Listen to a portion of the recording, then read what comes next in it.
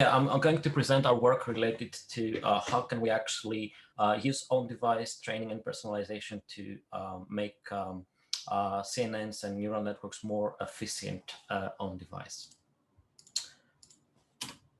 So as you know, on-device AI is slowly gaining traction when compared, for instance, to cloud offloading or running all your machine learning algorithms in the cloud and just using this through some kind of API on mobile devices.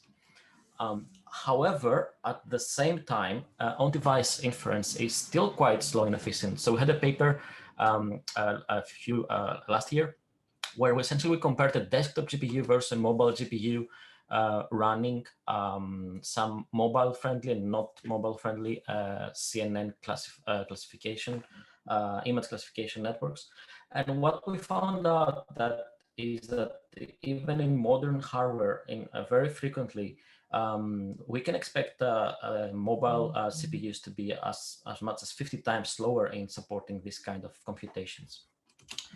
And this is why the community has been working quite actively in accelerating machine learning on device.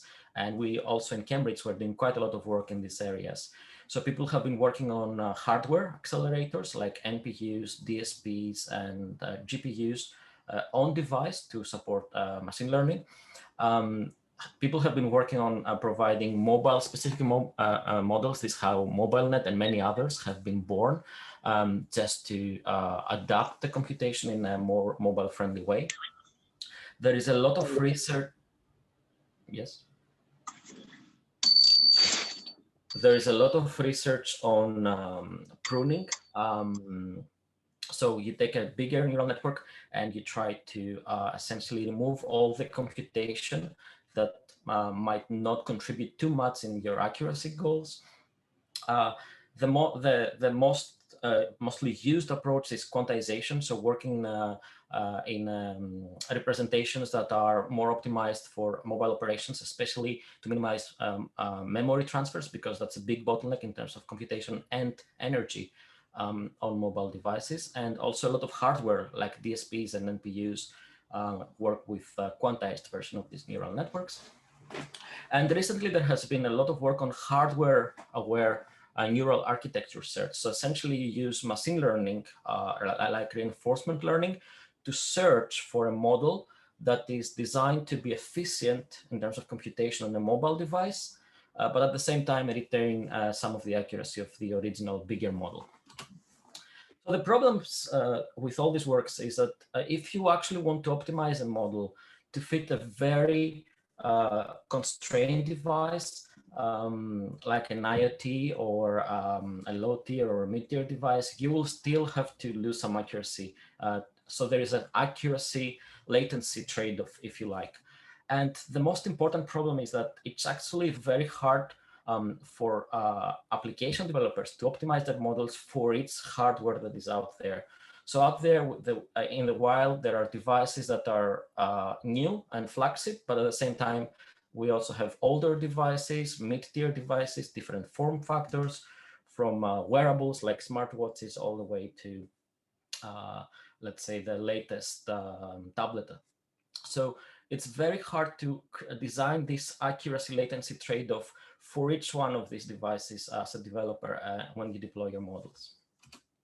So our approach when we start this project is, can we actually use on-device training as a way of helping efficiency? And that's something that not a lot of the research community is actually looking into. So what drove us is the observation that a lot of the models out there are essentially over-parameterized in order to capture a wide variety of distributions. And what I mean by that is, for instance, think about the face landmark detector. It has, when we train it, we have to essentially train it in a way that when it deploys in the wild, it captures all possible genders, ages, postures, ethnic backgrounds, hardware like camera configuration, lighting, how people hold the phone, etc., etc.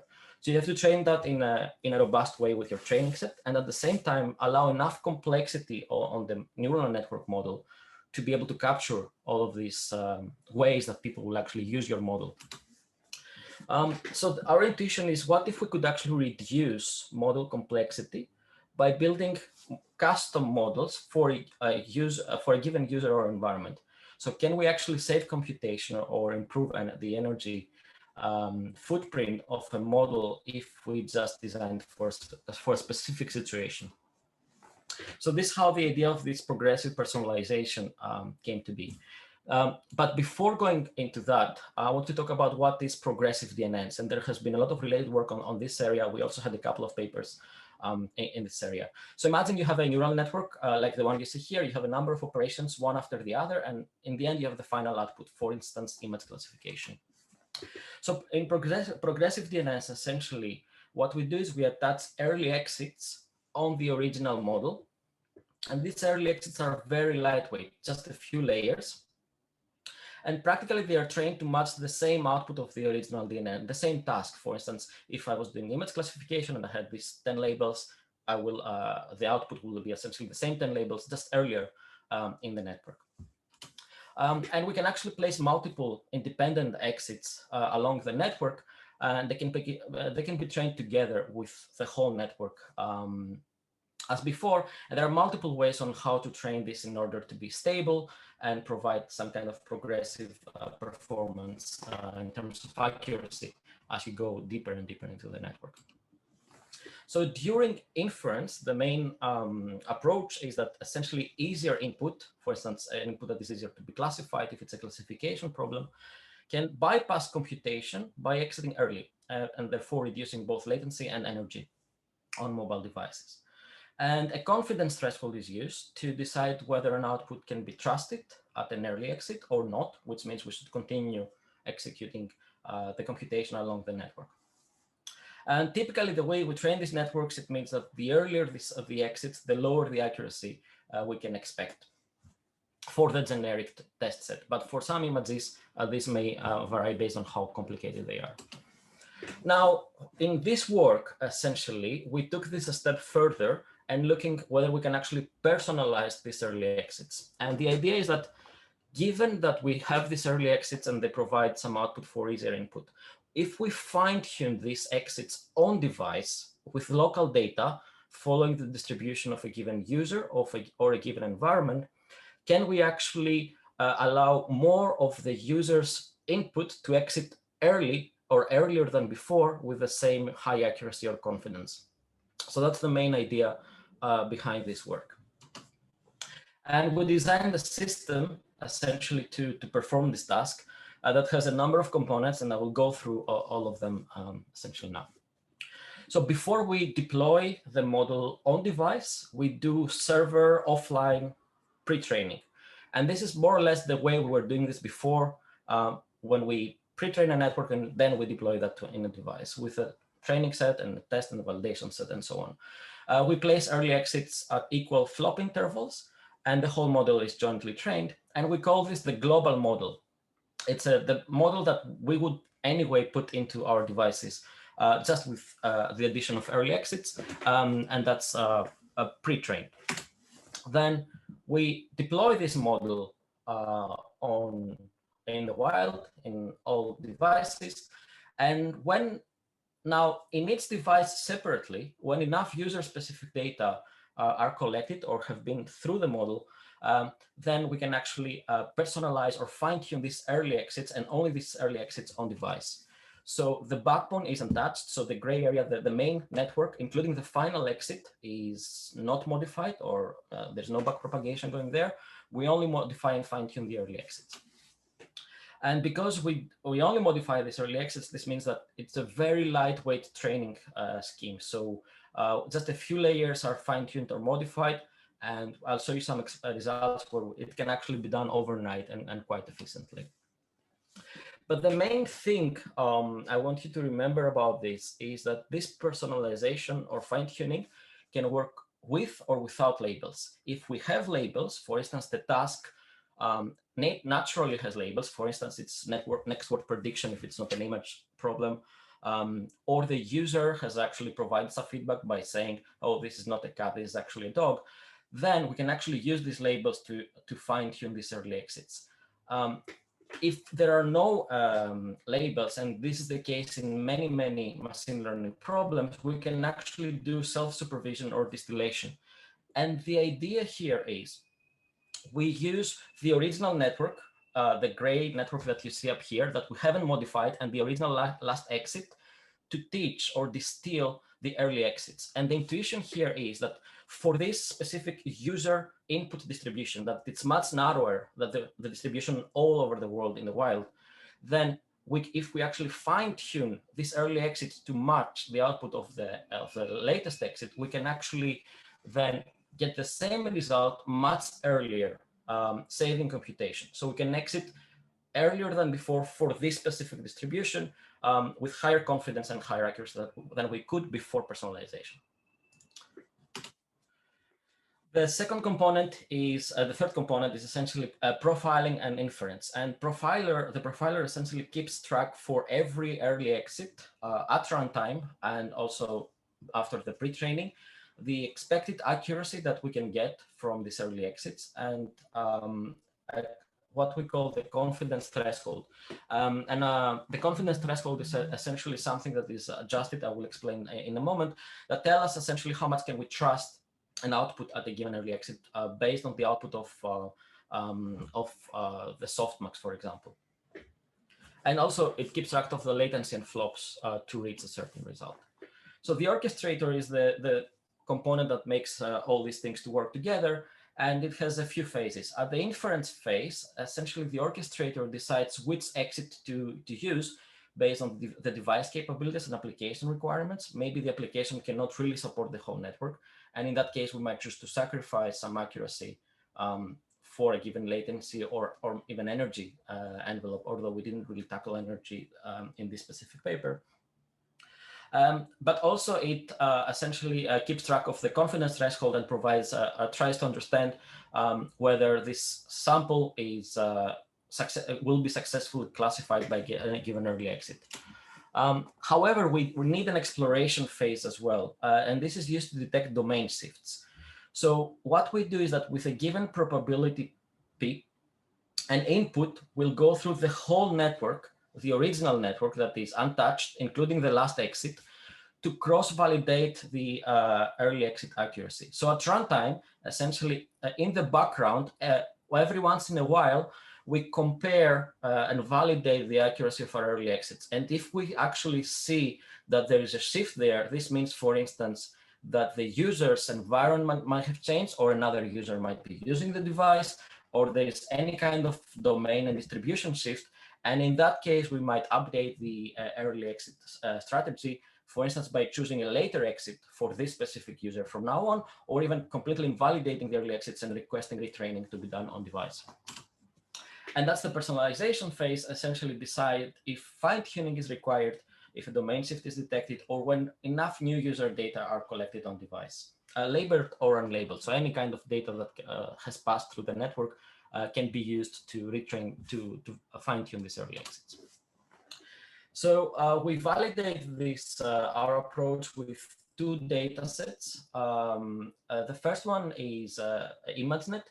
And for ImageNet, we created a synthetic set where practically users are likely to have a preference towards certain labels. For example, when I take photos on my phone, I'm not really, it's not very probable that I will take photos of all these 150 dogs that exist on ImageNet. I'll probably take some photos of my dog and maybe a chair, maybe my car. And so I have an inherent distribution of a preference towards certain labels. So we create a Gaussian distribution for every user, and we use this as a personalized set, if you like. So that's a kind of synthetic split of a known data set. And the second data set is actually a real data set, which is actually split by default, because we have 3,500 separate users for handwriting, with handwriting of letters and numbers. I'm going to present today only the first part, but you can find the second part on the paper for time limitations. So some results for the ResNet 50 on ImageNet. So before we even personalize the early exits, this is the performance of the global model on this personalized ImageNet dataset. The dotted line you hear, the blue dotted line, is the accuracy of the original model, so the original ResNet 50 that you can expect. And the bars here is the performance, the accuracy of every early exit from early exit 0, which is the earliest one, all the way to early exit 5, which is the last one just before the final original exit. So what we see here, it's the earlier the exit, the worse the performance, as we expected. And in this specific scenario, maybe just early exit 5 and maybe 4 are usable. All the other early exits are showing significantly performance degradation when samples go there.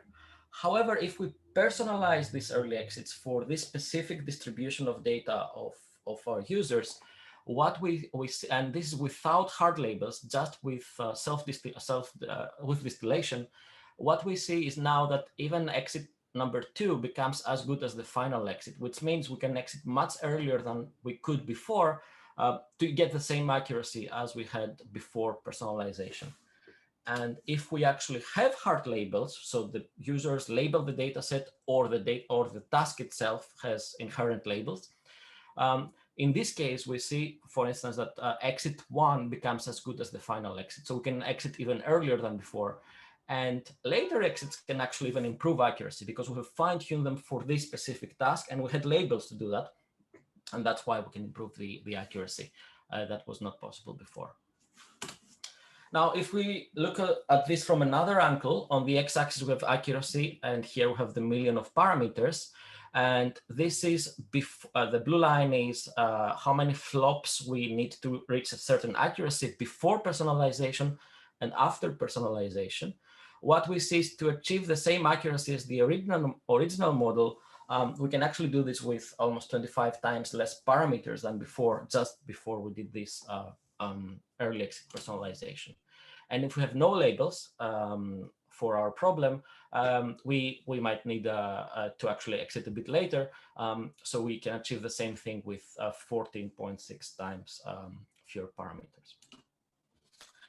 Now, if we put this all together and we put our early exit strategy and the confidence threshold into play, we took some measurements on a mobile CPU on a Jetson, but only on the CPU side to emulate a mobile phone device. It's an ARM CPU.